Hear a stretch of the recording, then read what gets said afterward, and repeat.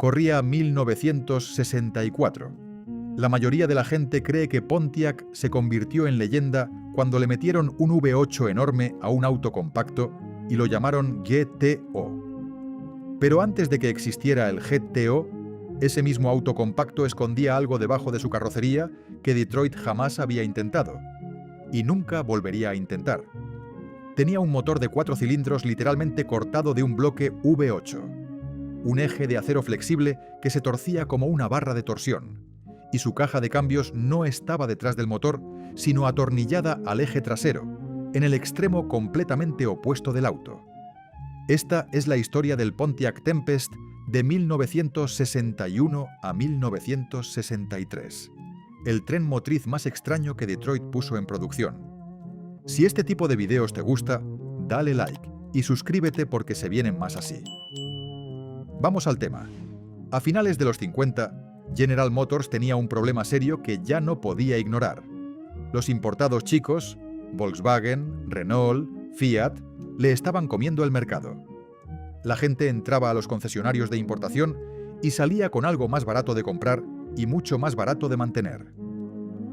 La respuesta de Detroit fue apostar por el auto compacto.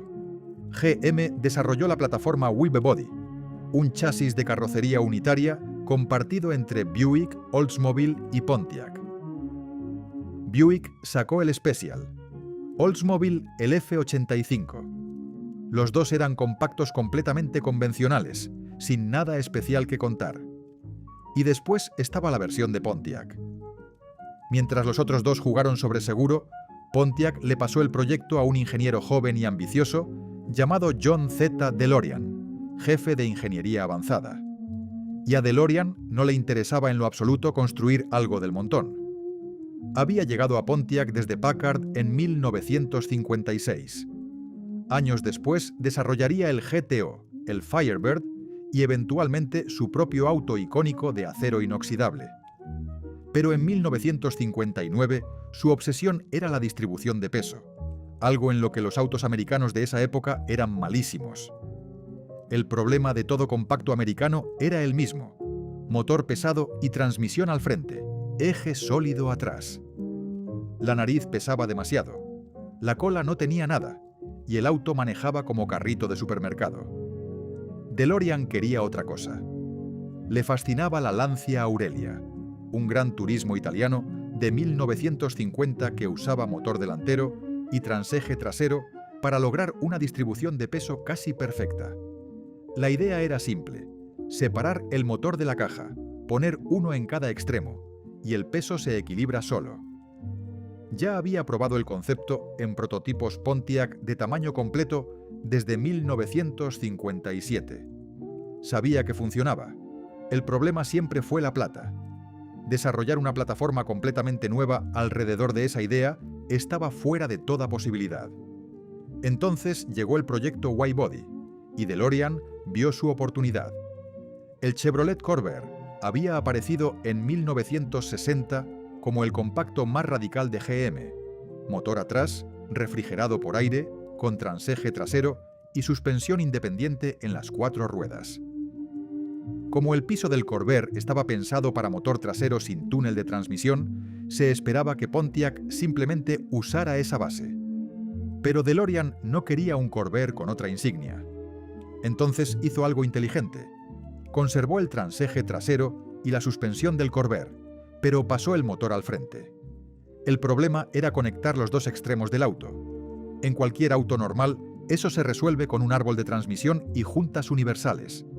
Pero el piso del Corvair no estaba diseñado para eso, la geometría no daba. Así que DeLorean y su equipo desarrollaron algo que no se había hecho nunca en un auto de producción americano. Cuando los periodistas vieron el tren motriz del Tempest 1961 por primera vez, muchos no entendían lo que estaban mirando. Recorriendo casi toda la longitud del auto, había un único y delgado eje de acero con una curvatura leve e intencional en el centro, cayendo unos 7 centímetros a lo largo de sus más de 2 metros. De perfil parecía una cuerda de saltar colgando entre 2 manos. El apodo llegó solo: Rope Drive, transmisión por cuerda. Pero no era cuerda. Era una barra de torsión de precisión, forjada en acero AISI 8660, una aleación de alta resistencia con níquel, cromo y molibdeno, elegida precisamente por su capacidad de torcerse bajo carga y recuperarse sin fatigarse. En los automáticos, el eje medía 16,5 milímetros de diámetro, en los manuales 19 milímetros. Ambos corrían dentro de un tubo de torsión sellado en el túnel del piso. La curvatura no era un defecto, sino un cálculo. Elevaba la velocidad de resonancia crítica del eje por encima del rango de operación del motor, evitando que vibrara o colapsara a velocidades normales. Bajo carga, el eje podía torcerse hasta 30 grados, enrollándose como un resorte. Esa torsión absorbía los golpes de par brutales de un motor de 4 cilindros de gran cilindrada, suavizando la entrega de potencia de una forma que las juntas universales no podían igualar. 2 rodamientos en las posiciones de 1/3 y 2/3 lo mantenían estable. Al frente se unía al cigüeñal, atrás entraba al transeje. Sin juntas universales, sin mazas deslizantes, una sola pieza larga de acero haciendo todo lo que hace un árbol convencional, y más. Los ingenieros que escucharon el concepto en papel pensaron que era una locura. Los que lo vieron funcionar en pruebas, muchos terminaron convencidos de que era brillante. El transeje trasero integraba transmisión, diferencial y salidas de eje en una sola carcasa, derivada de la unidad del Corvair, pero adaptada para funcionar con motor delantero. De serie venía caja manual de 3 velocidades, y como opción una automática de 2 velocidades que Pontiac llamó Tempest Torque. Como todo el tren motriz, motor, tubo de torsión y transeje, estaba conectado como una unidad rígida, se montaba al chasis en solo 2 puntos, frente del motor y suspensión trasera. El resultado fue una distribución de peso casi 50-50.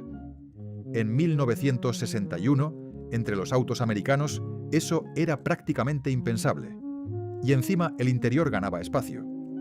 Con la caja atrás y el tubo de torsión ocupando un túnel modesto, el piso del Tempest quedaba casi completamente plano. 3 adultos cabían bien en ambas filas, algo que valía la pena en un compacto de esa época. El motor que movía todo esto tenía uno de los orígenes más raros de la historia automotriz americana. Pontiac necesitaba un 4 cilindros para el Tempest. No tenía ninguno y tampoco presupuesto para desarrollar uno desde cero. Lo que sí tenían era su V8 de 389 pulgadas cúbicas. El ingeniero Malcolm McKellar propuso algo directo: inutilizar 4 cilindros en un 389 de producción y ver qué pasaba. Le hicieron agujeros a los pistones del banco izquierdo y desactivaron el tren de válvulas del mismo lado. El motor arrancó. Generó par. El concepto estaba validado. Así que Pontiac construyó su 4 cilindros, amputando literalmente el banco izquierdo del bloque del 389, obteniendo un motor de 195 pulgadas cúbicas inclinado con cigüeñal nuevo, árbol de levas nuevo y colectores revisados, pero compartiendo una enorme cantidad de componentes con el V8. Los 2 motores salían de la misma línea de ensamble. El ahorro de costos era todo el punto. El Trophy 4 venía en 3 niveles de afinación, y el tope de gama con carburador de 4 gargantas llegaba a 155 caballos, número respetable para un 4 cilindros en 1961. Su talón de Aquiles era el refinamiento. Un 4 cilindros de gran cilindrada sin ejes de equilibrio tiene una vibración oscilatoria que no desaparece por más que lo afines. El Trophy 4 vibraba, no de forma violenta, pero sí perceptible en el asiento, en ralentí y en ruta. La transmisión por cuerda ayudaba a amortiguar los pulsos de torsión antes de que llegaran a la cabina, pero no podía resolver el problema de balance interno del motor. Para 1963, Pontiac ofreció el Tempest con un V8, un bloque de hierro de 326 pulgadas cúbicas que en realidad desplazaba algo más cerca de 336, pero se vendía como 326 por una regla interna de GM que impedía que cualquier compacto tuviera un motor más grande que el 327 del Corvette. En versión de 4 gargantas, daba 260 caballos, y el transeje fue completamente rediseñado para aguantar el par adicional. Y ahí fue cuando la cosa se puso verdaderamente interesante. En 1962, el piloto Mickey Thompson y el concesionario Royal Pontiac habían metido por su cuenta el motor de competición Super Duty de 421 pulgadas cúbicas en carrocerías de Tempest para correr en el cuarto de milla, usando transmisiones convencionales y ejes de autos de tamaño completo. Eran rápidos, pero la ingeniería de Pontiac quería más. Para los Tempest Super Duty de fábrica del 63, los ingenieros mantuvieron el esquema de transeje trasero.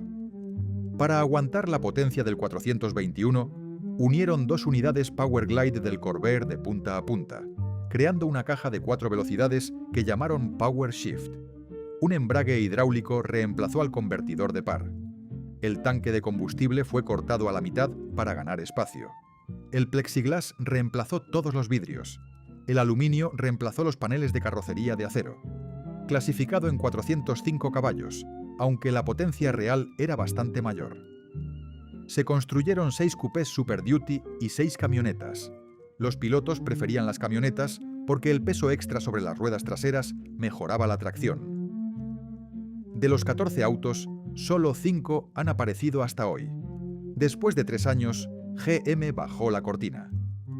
Para 1964, el Tempest pasó a la plataforma A-Body, de tamaño mediano, con árbol de transmisión convencional, caja convencional y eje trasero sólido. Todo de vuelta a lo normal. Las razones eran las de siempre. El transeje se recalentaba. En una carrera de resistencia en Marlboro, Maryland, los mecánicos le hicieron agujeros al piso del maletero con martillo y vaciaron neveras de hielo directamente sobre el transeje para poder terminar la carrera. El eje de torsión salía más caro de mecanizar que uno convencional. Los componentes del transeje no se compartían con nada más en la gama de GM. Los mecánicos de los distribuidores no sabían cómo darles servicio, y las quejas de vibración de los compradores del Trophy 4 tampoco ayudaron. En el fondo, el comprador americano de 1961 no estaba pidiendo distribución de peso 50-50 ni suspensión independiente en las 4 ruedas. Quería un compacto barato y cómodo. El Tempest lo daba, pero su ingeniería era más una rareza que un argumento de venta. Así que GM lo eliminó. Y DeLorean agarró esa misma plataforma a Body, le metió un V8 de 389 y creó el GTO, el auto que lanzó la era del muscle car y que hizo que todo el mundo olvidara que el Tempest alguna vez existió. Esa es la ironía de todo esto. El auto que dio origen al GTO era en sí mismo uno de los vehículos técnicamente más avanzados que Detroit puso en la calle. La filosofía de motor delantero, con transeje trasero, que el Tempest fue pionero, es exactamente la misma que hay detrás del Porsche 911, el Ferrari 456 y prácticamente cualquier auto serio que prioriza el balance de peso. Detroit lo probó, demostró que funcionaba y lo dejó ir. DeLorean recibió la patente del tren motriz del Tempest en 1961 y llegó a ser el gerente general de división más joven en la historia de GM. Pero el Tempest sigue siendo su logro más ignorado. Una idea europea ejecutada por un ingeniero americano al que le dieron justo la libertad suficiente para sacarla adelante. No cambió los autos americanos como él esperaba. Pero durante 3 años estuvo en los lotes de los distribuidores, demostrando que los ingenieros de Detroit podían pensar mucho más allá del eje sólido cuando alguien realmente los dejaba. Así funciona la ingeniería revolucionaria. No siempre se le reconoce cuando aparece. ¿Tú conocías este auto o escuchabas el nombre del Tempest por primera vez? Cuéntame en los comentarios. Si el video te gustó, dale like y suscríbete, porque hay más historias como esta que la mayoría ni sabe que existen.